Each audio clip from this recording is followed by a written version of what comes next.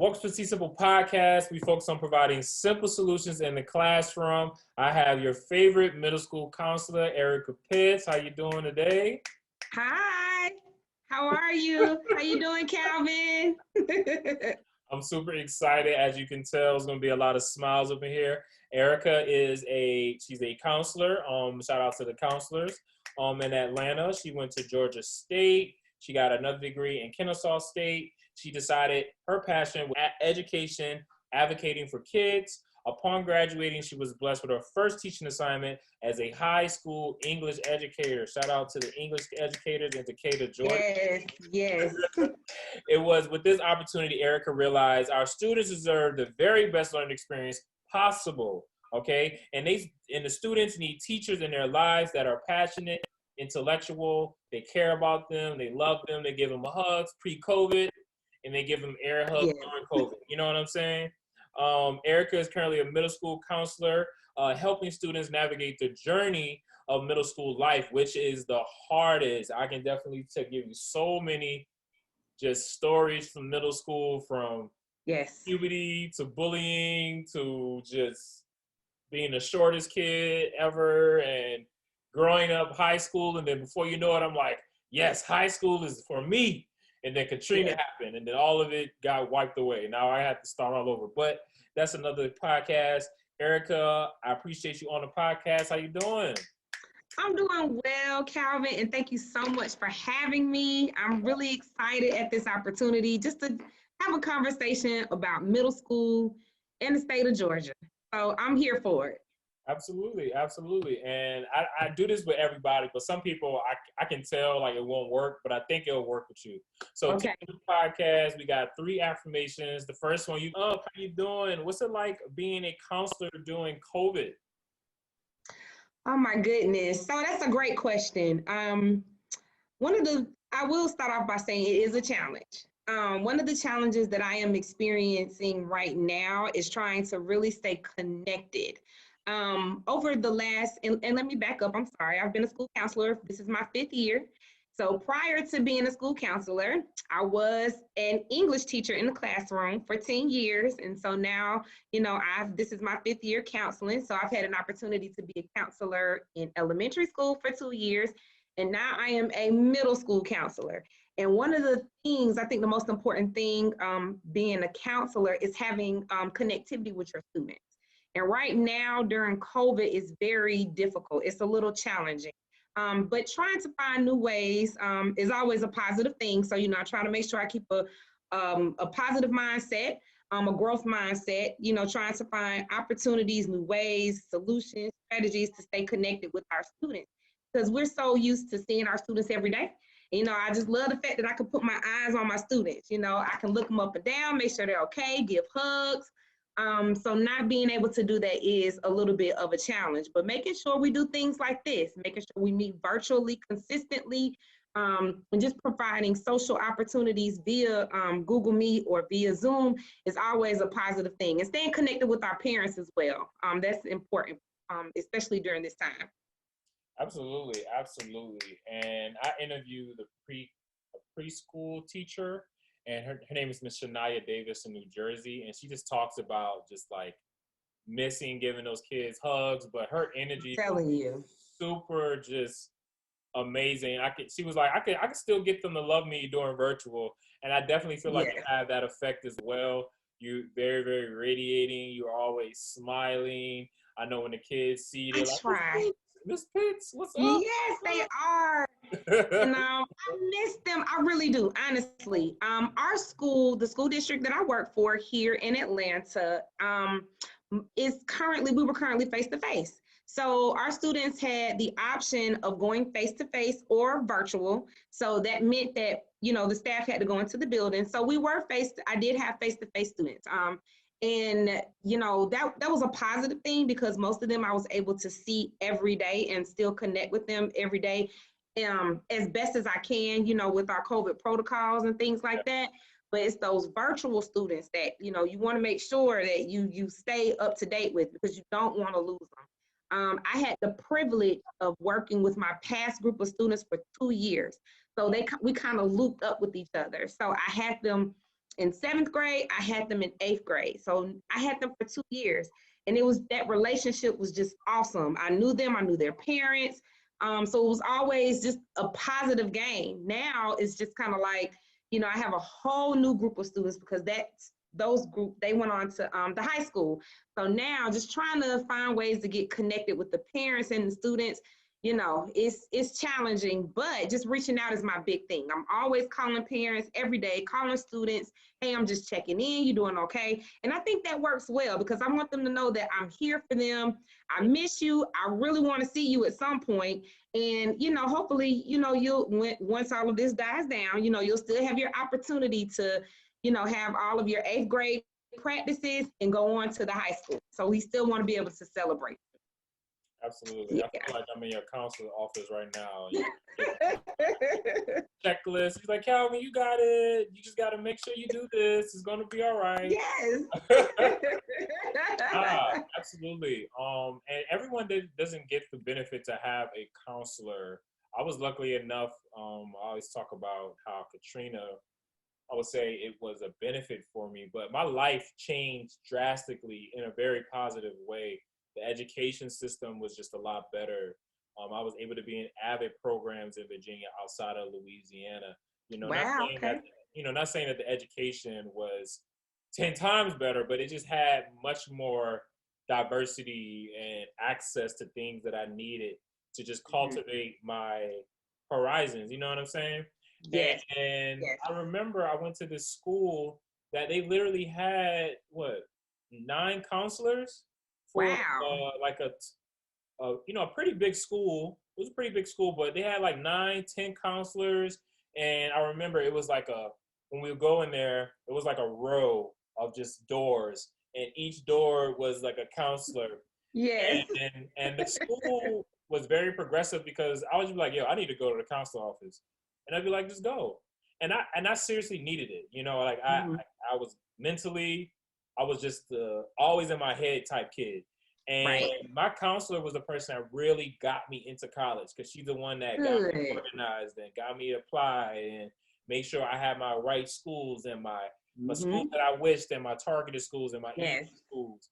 And, I got into college because of her. I never forget her, Miss Christy Close. Oh, yeah. Asian counselor, beautiful, Asian. I'll never forget her. Amazing, Christy Close. So with that being said, how important are counselors, and why doesn't everybody have a counselor? So counselors are very, very important in our schools. Of course, we play a major role in the social and emotional development of our students. We want to make sure that outside of the classroom, those students are healthy mentally and of course physically, but our students deal with so much outside of school, in their personal home lives, growing up, just being a student themselves, and sometimes they need a person just to relate to. Some students connect with their teachers, and that's a wonderful thing, right? But we see ourselves as the designated person to say, hey, connect with me, please, So I pride myself in doing that. I want to make sure that students feel as if they, they have a safe place when they come to school. Sometimes it can be a little challenging for students to open up to their teachers, especially if they're not doing so well in the class, or if, hey, they need a little bit more encouragement in the class, right? So we are that person that advocates for those students to help them get to where they need to go, just like you stated with your counselor, and just to help provide them the social and emotional opportunities that they need to be successful while in school. Our students go through so much. Just being a middle school student, being a high school student, of course, we were both there. And, all of the things that we went through, like you stated, like with bullying or just with, social emotional friends. 1 minute they're friends, 1 minute they're not friends, and they just want to talk to somebody about it. So that's what we're there for. In addition to helping make sure that they get to where their next destination. So for elementary counselors, we want to make sure that those students get to middle school. Middle school counselors want to make sure that those students get to high school. And high school counselors make sure that those students go to college or technical school or, whatever their path that they have chosen. We want to make sure that our students become successful citizens in life. That's the most important thing.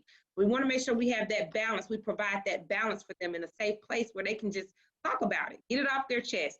Keep in mind that students are human. They're people. They're little people, or they're younger people. Let me just say it that way. But, they're in the process of finding themselves, right? So they need a person that they can feel like they can trust in addition to their parents. Hey, this is what's going on, and I need to talk to somebody about it. Or, hey, can I talk to you about this before I go home and talk to my parents about it? So just giving good advice and trying to keep them on the right track, and I definitely try to be the person that I want for my daughter. I do have a 17-year-old daughter. And so I look at my role as being who I would want my daughter to have in school when I'm not there. So all of those things that I hope that she has when I'm not available, those are the things that I try to be for my students in that environment. And why doesn't everybody have a counselor? Like, it almost feels like if it takes a village, why are we not providing the funding to make a village? Right. And I know one of my friends is at a school in which she has approximately, she's the only counselor at the middle school. So she has 6th grade, 7th grade, and 8th grade. And that's a lot. And there are a total of about 700 students at that school. I know some school districts, as you stated, funding is an issue, because some school districts, would prefer to have more teachers in the classroom and focus on the academic aspects, and put the social emotional aspects second. So, that is a lot. That's a lot to have. And, I'm blessed to be in a situation where, we have grade level counselors. So there's a 6th grade counselor, there's a 7th grade counselor, and then I'm the 8th grade counselor. So we're all, have it's spread out where each one of our students have time and have a space, and they can easily assess us at any time, especially during an emergency. So, being in an environment where there's only one counselor, that's a tough situation. Counselors, we are definitely needed. We need to be advocates for our students, for our parents. We're the ones who make that connection within the community. We're advocates. So we definitely need to, make sure we have funding to have more school counselors and social workers, mental health workers in our school, because things are getting real. And what I mean by that is we are looking at the dynamic of the student is changing, so their needs are changing, their situations are changing. So SOS, we need help. So we need more support in our schools, and as much as we can do that, that's great. Let's talk about your position as a 8th grade counselor, right? Because you're kind of like just as important as the 12th grade counselor, where you're prepping them to go into, they're prepping them to go from high school into the real world, and you're prepping them to go from middle school to high school. And I want to be specific. So Okay. you counselor all genders, right? Yes. Okay, cool. So how do you prepare young Black men for high school? And what is some of the area growths you're finding with some of your kids, particularly as it relates to young Black men? Mm-hmm. So that's a really good question. And as you were stating that, I'm just sitting here reflecting over the students that I see or speak to regularly, especially my Black students, Black male students. Right now, I would say that they face so many challenges.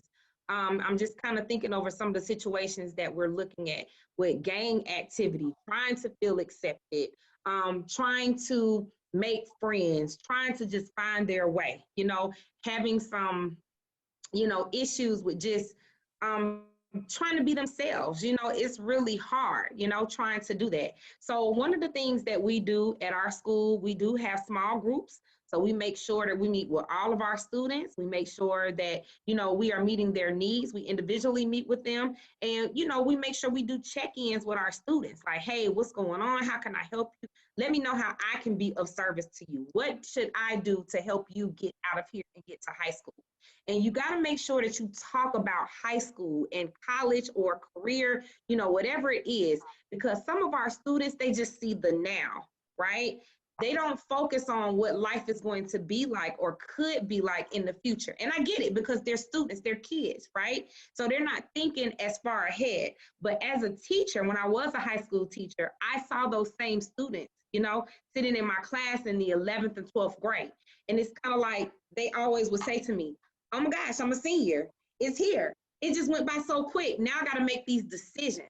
So my job is to help them realize that, hey, right now is the time for you to start making decisions, positive decisions for yourself, especially when it comes to this gang stuff and it's, all of this negative behavior that, is trying to hold you back, making sure that they understand that they're loved, they're respected, and making sure that, hey, when you go out into this world, you have to make sure that you have a plan for yourself, and you got to make sure you know how to handle yourself in situations, because sometimes the world is already against you every day. So how can I help you prepare for being prepared in the world? And that's one of the things that we have to make sure that we are teaching our Black students each and every day, and our male students, and giving them some extra love, because I know it's hard. They get out here, they want to feel accepted, and into these different groups, and making sure that they have outlets, sports, clubs, organizations, science clubs, doing other things to keep them busy, instead of just focusing on social media, focusing on these video games, but trying to find other ways to get them productive. That makes a lot of difference with our Black students as well. Absolutely. Absolutely.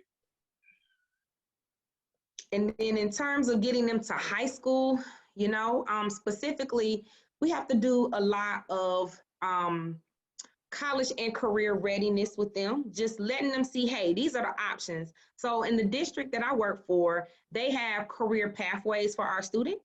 So our students are able to go through and select 3 career pathways that they're interested in. So that could be like education, law and public safety, business, culinary arts, animal science, agriculture. So they have so many, a variety, or even fine arts such as band, orchestra and chorus, foreign language. So they have a variety of career pathways that they can choose from. So what I do is I give them, a list of these pathways, and we go over the possibilities.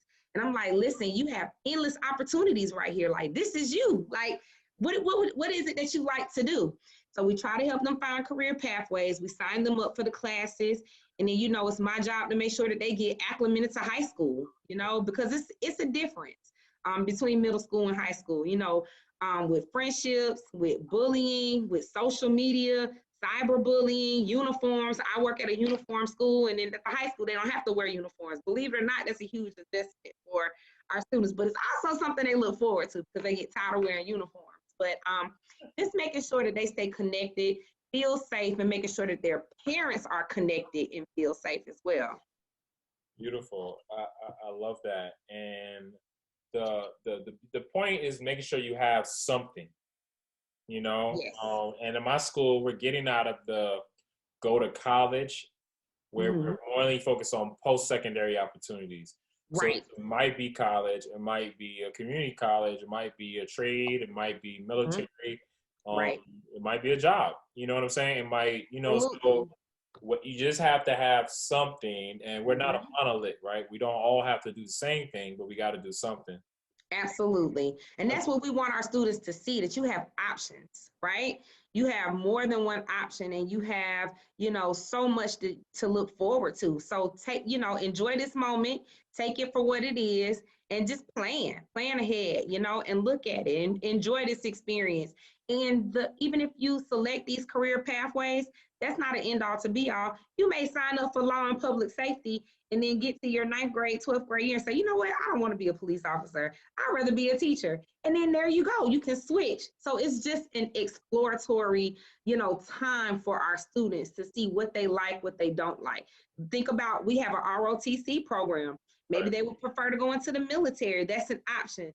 So right now in the middle school and high school, setting is just exploratory. It's just an opportunity for our kids to explore and get an understanding of all of the opportunities that they have, that the world has to offer to them. And I think that's the best thing that our kids can have right now. Are grades important in middle school? Yes, absolutely. So, we do have retention. So, students, unfortunately, if they do not do well in sixth grade, they can be retained in sixth grade. Got it. If they don't do well in seventh grade, they can be retained in seventh grade. And the same thing for eighth grade. If they don't do well in eighth grade, they can be retained. So we definitely encourage our students to put their best effort into passing classes, because you're right. Some people have that, the mentality or the attitude that, you know what, I can't fail middle school. I'm going to be placed. So they just going to move me on anyway. No, you do have to put forth your best effort in middle school, because, there is retainment in middle school. Yeah. Have you ever heard the song named Middle Child by J. Cole? Yes. You know do you know what he means by like middle child? Middle child. I tell you, and that's what middle school is like, right? Yeah. So kind of talk about like the dynamic of being able to really relate with your kids, but also being able to really relate with their parents. Because I feel still that there's just a generation gap, especially when you're talking about the kids that we're teaching and their parents. I mean, there's always generation gap, right? So just talk Right. about like your experience as like a middle child, as a counselor, and like, what is that like, having to be able to understand this side, but also understanding this side, and where's that happy medium? Yes, most definitely. I would definitely say that a middle school student, it being a middle school student can be very difficult, Yeah. because you're in the middle. And I tell parents all the time, your student is going to sometime make some decisions that aren't so good. And what we have to do is still make sure that we love them. They learn. Let's look at the lesson, learn from the situation, help them understand what they did wrong, why it was wrong, and how can they not, focus on doing that again. Because, one of it's middle school. And sometimes, in middle school, our students in sixth, seventh, and eighth grade, they're finding themselves. So Yeah. they're coming to us from elementary school, still in the mindset of being like a baby, not a baby, but, really young kid. So now they come from elementary school where they're used to having maybe one teacher all day, two teachers. They go to connections, so they may go to PE, art, Spanish, the media center. So they go to their specials, and then they come back to these kind of like a safe environment in which they are with one teacher and they're with the same kids all day long. Then they come to middle school, and it's just like 3 grade levels. You have 6 teachers a day. So you got a math teacher, a science teacher, a social studies teacher, a language arts teacher. You have 2 connections teachers, and you change classes. So that's a shock factor as well. In addition to that, now you're responsible for a locker. Now you're responsible for, more technology that you have to be responsible for. Now you're responsible for being on a team with a group of students, with a larger number of students, and having more teachers. So, it is a transition. And when they come to 6th grade, and then by the time they get to 8th grade, they're a little bit older. So, their mindset changes. So when they get in 8th grade, I will say that's when stuff starts happening, even in 7th grade. And what I mean by that is they start, they get on social media if they're not already on social media in elementary school, because I did have some situations with students being on social media in elementary school. So they start getting on social media, they start hanging with a lot of a diverse group of people. They start meeting new people. Their conversations change because they get curious. So, they do start talking about sex, they do start talking about dating, having boyfriends. Trust me, because that's what most of the drama is, okay? With boyfriends and girlfriends and breakups and friendships and trying to fit in with this group, or so-and-so's not talking to me anymore and I don't know what I did. So at this point, they're becoming more independent, and it's a struggle for them, because they want to still hold this, like they're still a little baby, but then they're still trying to step out and find out who they are, because now they know, hey, I'm at a point where I got to start doing things on my own, Yeah. So it's hard for them. The conversations become a little bit different. You know, we got to talk to our students about safety. What does internet safety mean? You can't be on the internet and on social media like saying things and doing things and putting pictures and sending pictures, you know, inappropriate pictures to, you know, people around the school. It's real. That's where it starts. It starts in middle school. So, you know, in elementary school, when they were a little bit more protected, when they get to middle school, it's just kind of like introduction to a whole nother level. And then when they get to high school, it's a whole nother level. So making sure that we stay connected, communicate. That's the biggest thing. One of the things that I would tell parents is to communicate with your students each and every day and love on them. You know, you are the first person that can make them feel safe and protected. So you got to make sure that you're giving them love, giving them hugs, kisses, love on them, make them feel safe, right? Yeah. And then also make sure that you make them feel as if them coming to you is going to be okay. That's the most important thing, because a lot of students don't feel like, oh, I can't talk to my parents about that because they're going to be upset. And I have to say, well, you know, they are going to be. And I tell my daughter all the time, you know, I know there are some situations in which I may be upset, right? But, you know, happy, sad, angry, or mad, I would prefer for you to come and discuss it with me so that we can know how to move forward, right?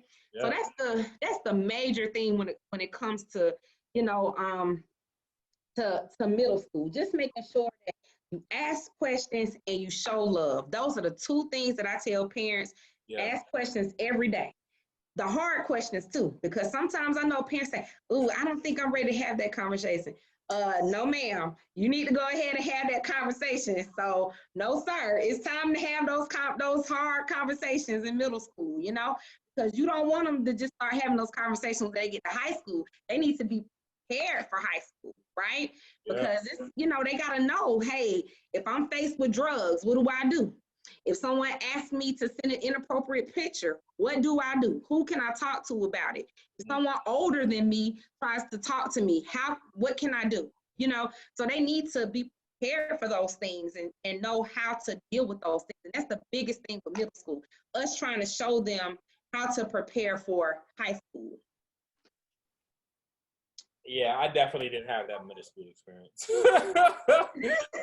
My middle school experience was at an integrated high school in Gretna, Louisiana, which is about 20 minutes from New Orleans.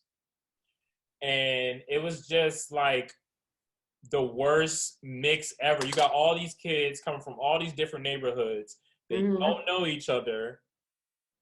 You know what I'm saying? But we're right next to each other. But I know that your socioeconomic status is a lot better than mine's. Mm-hmm. Oh, you from Park Place. You soft. Gotcha. You not. Okay, let me segregate myself. I was literally in classes, right? Where my best friends were the white kids. Okay. Because I wasn't accepted as a black kid. Because I was different. They could tell, right? Mm-hmm. You know, and you talked about gangs and like trying to fit in. I will always try to fit in, you know, because I wanted to be accepted. And that is tough as a middle school. It is. You know, I don't even think I had a counselor at this school. It was zero tolerant, right? It was like you had to walk one direction. You had uniforms. If your hair was like this, you had to get it cut. If it was dread, you had to get it out. You know what I'm saying? But that was when I had my first kiss. That was when I had my first girlfriend. Exactly. I was walking home. Yes. You know, I was walking home literally every day. And no matter what could have happened to me, you know, but, you know, so I was getting all this new independence. That's when I failed my first high school exam and I had to go to summer school. That's when I realized standardized tests were a mug. And that's a whole another podcast we can talk about with standardized testing and grades. Goodness. And before you continue, I want to talk about just like how this social media, you know, like it's really bad. I want to talk about that. It is. I'll tell you about how bad the bullying was. Okay. So I grew up without my dad. So I grew up with my dad. I grew up with my brother. So I never knew how to fight. You know what I'm saying? I didn't know how to fight or like stick up to myself until I got into like varsity sports. And that's when I moved to Virginia. But in New Orleans, my mom put me in the trenches, man. Like I was the kid with the with the Velcro. I didn't have Velcro shoes on, but I had the wackest shoes, man. With the roller book. You know, that's what you laughing because you know what I'm talking about, man. With the roller book bag. You know, I was the kid that played video games. I would trade my games. You know, I was that type of kid. And I literally see myself talking to bullies like, why do you want to beat me up? Right. Like, why? And he's just like, this kid literally looks like 17 years old in a 6th grade class. And he's like, I don't know, man. I just want to beat you up. I'm like, bro, you know, you don't want to beat me. I'm telling you. I know, I see it all too well. Yes. It is. And that's the dynamic, unfortunately, of the middle school experience, looking for acceptance, and trying to find your way. And one of the things that I always tell students is that you're not going to get everything right on the first try. But the thing about it is you got to love yourself and you got to make positive decisions for yourself, right? And I tell my daughter that all the time, you know, and I tell my kids too, hey, listen, the people that you're friends with now, you're not even going to be friends with them when you get to the high school. When you get to high school, you're going to meet a whole group of new people. And the arguments that you all are having right now, or the disagreements that you all are having, it's going to be old news, right? But most definitely, you know, our male students, you know, it's so important for them to have someone to speak to, because I feel like I'm just thinking of some of the students that I have now. There's a lot of anger, and there's a lot of, you know, the want to feel accepted, or the want to feel like I gotta be hard, I gotta do this and I gotta display myself in this way, because if I don't, then, you know, people are going to, you know, antagonize me, or, you know, then I'm lame, you know. So but what I stress to them is you have got to be yourself. And every day that you pretend to be somebody else, and every day that you antagonize yourself with not being yourself, is another day that you are losing who you are and losing yourself. This is the time in which, you know, you can be focused on sports. Like I'm just thinking about one of my male students right now. You know, he's always getting into fights. Phenomenal basketball player. Like, I mean, when he goes to high school, I know for a fact that there are going to be colleges that are going to be recruiting him. And when he gets to college, I know for a fact that the NBA is going to be looking at him. But I have to every time he gets in trouble, I have to pull up a picture of one of my former students, right? So I have a former student who actually got recruited to the University of Kentucky. And I have to show him every time he gets in trouble. I'll pull him up on my computer screen and I'll say, hey, you remember, this is our goal right here. So you want to get here, right? Because remember, it starts here. So that student that I had was in my classroom a few years ago, but he's now a senior at the University of Kentucky. And he went to the University of Kentucky on a full ride scholarship. That's you. That can be you. And you have to stay real with them, and you have to stay connected. Help them see what you're doing now, all that foolishness, all that talking back and cussing that you're doing in class, and going back and forth with your teachers, and going back and forth with, you know, them other male students that you keep getting into it with, and all this gang stuff. All of that doesn't even matter. This is what you need to be focused on, and making it real life. Like he talks about, you know, wanting to definitely have a connection with his family because they're all spread out. So how can you do that? So you focus on this, getting here, and then at some point you can bring your family back together.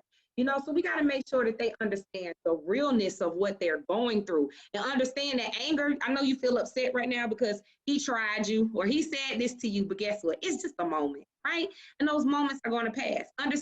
Helping students understand and recognize their feelings. And every time they get angry about something, or every time somebody says something about them, it doesn't always require a response, you know? Those are the type of skills that we need for our students to know before they get out into the real world. Because if they don't, they get hurt, you know?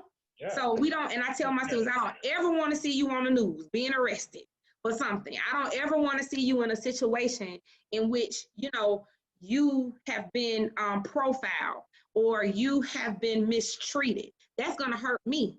because there are ways that we can handle this. And I need for you to get these skills now before you do go out into the real world, because nobody's going to keep giving you these chances. Yeah, you fight here and you get suspended, but if you go to the grocery store and you fight, you getting arrested. You know, if you go to the grocery store and you steal, you might have stole Miss So-and-so's cell phone out of her classroom. Yeah, you know, but you do that in real life, it means they can press charges against you and you go to jail. And that's going to have side effects for you for the rest of your life. You know, now every time you go fill out a job application, you got to put down you done been to jail before. Is that something that you really want? So making those real life connections with our students is very important. We cannot sugarcoat consequences. They got to see real life consequences as they come, because if they don't, they'll just continue to go on like nothing happens. And then once they get into college, it's kind of like, oh, I didn't know that can happen, you know? So that's why I tell parents, have these real conversations with your children.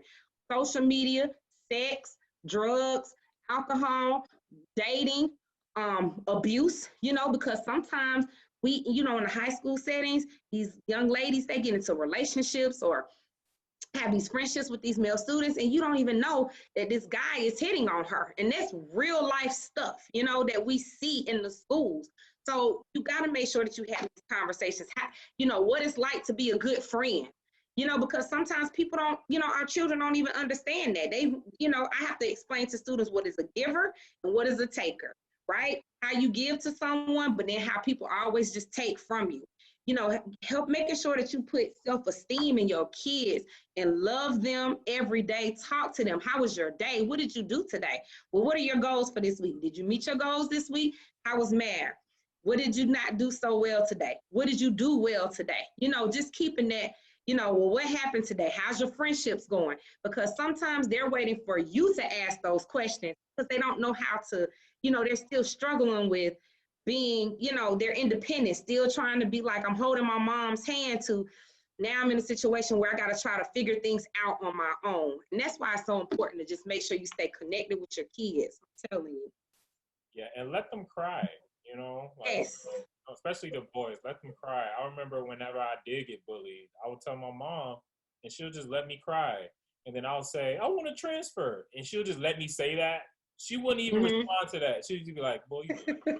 you're not transferring, but she just let me cry, you know? And then ultimately, what that taught me, it just really taught me how to, no, it's not a vultures, but it taught me how to walk in a room full of vultures. It taught me how to walk in different just environments, you know, like I was able to just change, you know, adapt and still be myself, but still not come off as a threat or come off like I'm trying to be something I'm not, you know. And my mother definitely, that was the greatest lesson. I feel like, not the greatest, but that's one of the greatest lessons she taught me. I agree. I got my sister Erica Pitts up in here, Counselor of the Year. I don't know if that's a real award, but I'm giving it to you already. Oh, thank you. So lastly, so let's talk about social media. So yeah, I'm sure it's a problem in Atlanta. It's definitely a problem here. All it takes is boop, boop, boop, boop, boop, boop, boop, boop. And then before you know it, it's a whole tornado at the school. The news people are here. The school shut down. It is just crazy all over a tweet or a Facebook post. What is happening? How is that happening in middle school? I can imagine there's a bunch of people don't even know how to use phones and they just tweeting and they just messing up. And you know, Facebook just got sued because not even the kids can't use social media, but even adults. You know, we have to have some type of regulation with this power that is fairly new. No. Social media, of course, can definitely be a positive outlet to stay connected, provide information. Of course, do things like we're doing now, have meaningful conversations, you know, trying to change the world, trying to do positive things. It's just, that's the point. Sometimes our students do not know the real purpose of what social media is. And that's why it's so important for us as adults to talk to them about social media. I think the most important things that parents can do is to make sure you educate yourself on all different types of social media. Because I'm telling you, the one thing is, and don't think that your children don't have social media, right? I'm telling you, because I get that all the time, right? Somebody will bring me something and say, "Oh, Miss Pitts, somebody said this about me." This and I'm like, okay, so then I'm calling the parent, like, hey, this is what's going on, and this is what's happening. Oh, my child don't have social media. Oh, yes, they do. So you have to make sure that you educate yourself about social media first, right? What are the different types of social media? So, of course, the kids are very, very into Instagram, Facebook, not so much. I think that's a us thing. Yeah, they're not on Facebook. But, Yeah. Facebook, of course, Snapchat. Now it's TikTok, so and it continuously evolves, right? So we just do have to make sure that we stay abreast on the different types of social media that's out there. Another thing that we need to do is make sure that we are setting age limits. What is an appropriate age that you feel like your students should have social media? Do you feel like, hey, they need a cell phone in third grade? Right. And that could be the case. Maybe they go home by themselves at times and they're there for an hour until you get home. You want to make sure that they're safe. Right. But we have to put parameters on what you can do in that cell phone. Right. Yeah. And on that iPad and other types of technology. So we got to make sure that we're like setting age limits. Hey, no, you can't have social media until you get in eighth grade, or whatever that parents I guess their outlook is for their child. Most importantly, go through that cell phone every day. I do that with my daughter. I'm taking that phone, I'm going through it, I'm looking into who is this, why they say this. Well, I don't like that response. We have got to be active.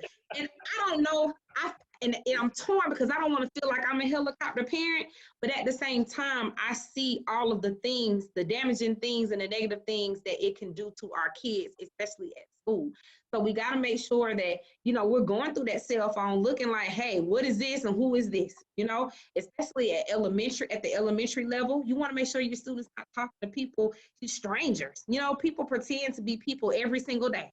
They could pretend to be a first grade student talking to you on social media, and they could be a 90-year-old guy somewhere across the country asking for news, So it's just, we got to be a lot active. And another thing, the back and forth that we see with our students, the arguments, the inappropriate comments, when someone posts a picture, the comments that go up, the mean comments that can sometimes go up underneath the pictures. We got to, teach our students and our children that, hey, it's okay to be kind. I tell my students that all the time. Why you feel like you got to put that under a negative comment under somebody's picture? Like, why? What's the purpose? Explain it to me. What good does that have to do with your life? Right. Absolutely. Yeah, I'm just like, how does that help you? How does that forward you? How does that make you a better person? And that's what I tell my students all the time.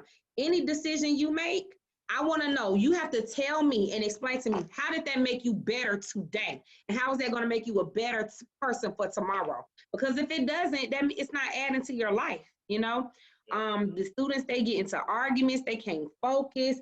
It's social media can be really, really damaging. And you got to make sure that you talk to your students about what's appropriate, what's not appropriate, and get a handle on it. What you can do, what you can't do, what's okay to do and what's not okay to do.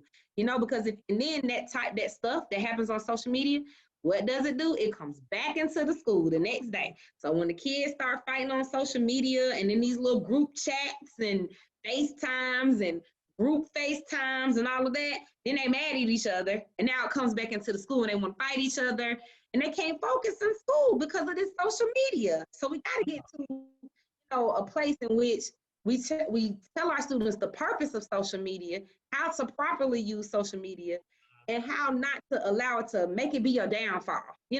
Why it can't be a bad thing. Don't make it a bad thing, I love it. Miss Erica Pitts, I appreciate you. She is a counselor in Atlanta. She's a mother. She is giving all the gems and jewels to the parents. I love, go through that phone.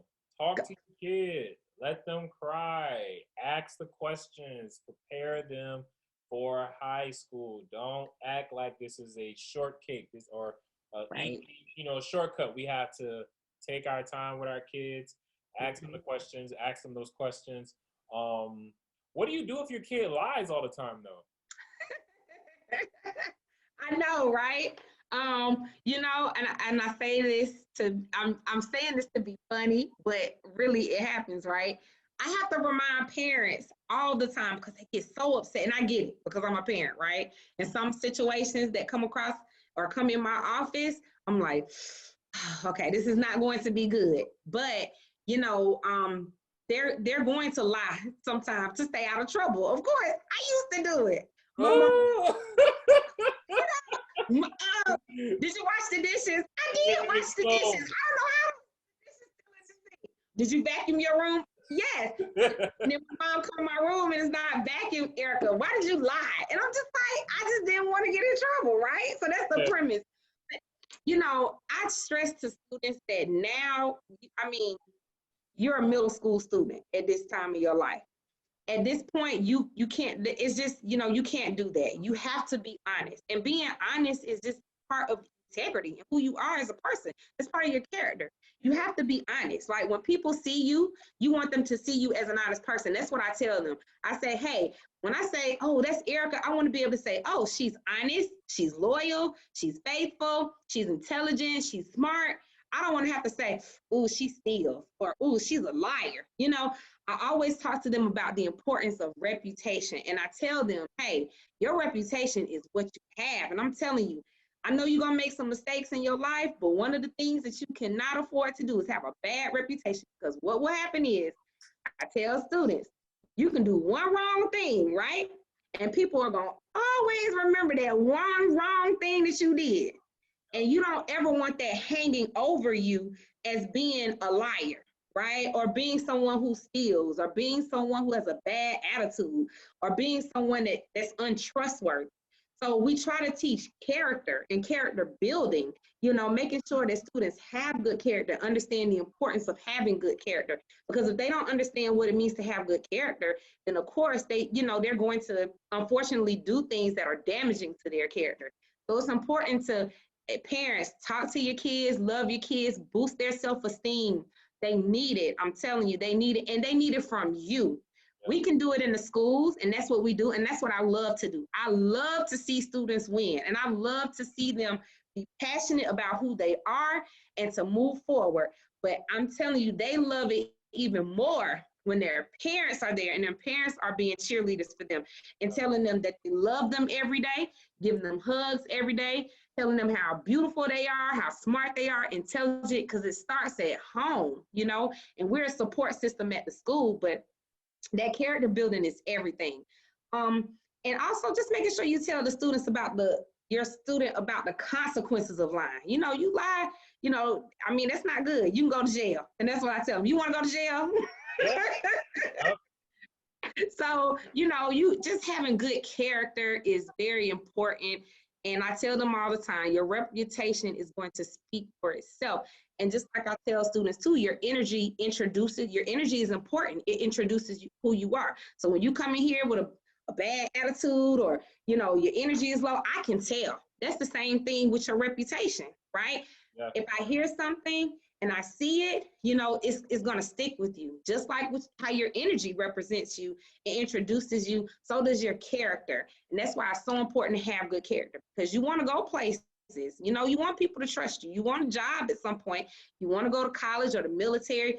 So you got to make sure that you have good character, so that, you know, your character is who you are and it represents you. And that's simplicity. I got my sister Erica on the Teachsimple Podcast. I had to get you on. I'm so happy you came. I'm so happy you invited me. Thank you so much, Mr. Calvin. I appreciate it. Thank you. Thank you. Mr. Calvin, you're the only person that calls me that. Mr. Calvin? Yeah. Nah. You, Mr. Calvin? You call me that. Nah, I love it because I call my students that too. I call them Mr. So-and-so, Mr. So-and-so. No, I appreciate it. You know, I look forward to continue working with you. We have a lot of cool things coming up. And yes, it's all about building and organizing and, you know, taking advantage of this virtual connections that we have. And absolutely. And I think this has just been so awesome, you know, being able to connect virtually. that's one of the pros of this whole situation, because I'm able to do connections, like being able to connect with you. Had we not been through the pandemic, I might not have had a chance, so this is just so awesome. But keeping connections is very, very, very important. So but appropriate. That's why I tell the students, see, this is a good way that you can use social media, not in a bad way, So yeah. What you got coming up, and where can they find you? So right now, one of the things that I'm in the process of doing is making sure that I prepare my students for high school. And I am going to be posting some of that information on my Instagram, trying to share. And I have to admit, I'm trying to come out of my shell just a little bit, but I am going to post more of my school-related things on Instagram. But my Instagram is her name is Erica. So I'm going to be posting a lot of that there. And also, if you are on Clubhouse, you can follow me and I will follow you back on Clubhouse so that we can make sure that we stay connected. If there's anything that you're doing that I find of interest, or you think I may find of interest, let's connect. I'm always I'm always evolving. I'm always wanting to learn and listen and apply new things at all times. So definitely. Absolutely. And you have an amazing teacher voice. So all you got to do is just keep putting counselors. I'm serious. Oh, goodness. You've been giving a lot of great advice. So just take, everything you said, cut it up, 15 different ideas, and just make the videos and just see. Oh, I need to try. I'm going to try to become, a little bit more social. Yeah, you photogenic, you got a great voice, you got a nice smile. Yeah, you got it. Yeah, all you got to do is try, Mr. Calvin. I be feeling defeated sometimes because I'm old. I be so I need to get out of my shell and do some new things. So yeah, I will. There's no competition. Everyone can eat from the pie. So yes, absolutely. You got to do it. I believe in you. So just you just got to do it. So that's it. Yeah. All right, sis. Well, I'm gonna see you in a couple minutes. Yes. I appreciate you, and you peace out. I appreciate you too, Mr. Calvin, and thank you so much. And please continue to do this and use your platform for good. I think this is an awesome podcast.